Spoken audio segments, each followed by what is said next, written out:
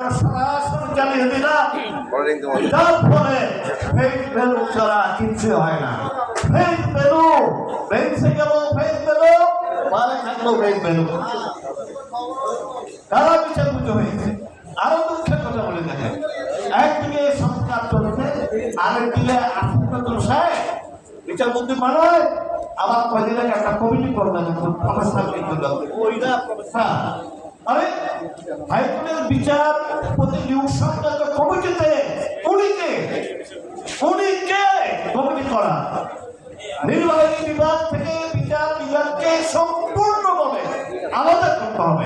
এই সুব্রতরা প্রশ্ন করেন, বলবেন কার্য আলাদা ফাটাই আই লাইক ইট। সুব্রততার উদ্দেশ্যে বলতে কার্য করতে হবে। আমি বাল এবং বেঞ্চ এবং বালের সমন্বয় ছাড়া আমার দাবি এই আজকের এই সবাই কোনো বিচারপতি যোগ করা যাবে না। তো বারের প্রতিনিধি কেমনে নেবে? ওনারা নাকি জয়সামারও বারের প্রতিনিধি নিতে চান না, আইন মন্ত্রণালয় চান না। আমি বারের আইনজীবীরা জজ হবে, তো বার জানবে না, বারের সভাপতি জানবে না, হয় বারের সভাপতি বা এনি দুই একজন সিনিয়র অ্যাডভোকেট, মিনিমাম 2 থেকে 3 জন বারের প্রতিনিধি এই যুগ সংক্রান্ত কমিটিতে থাকতে হবে।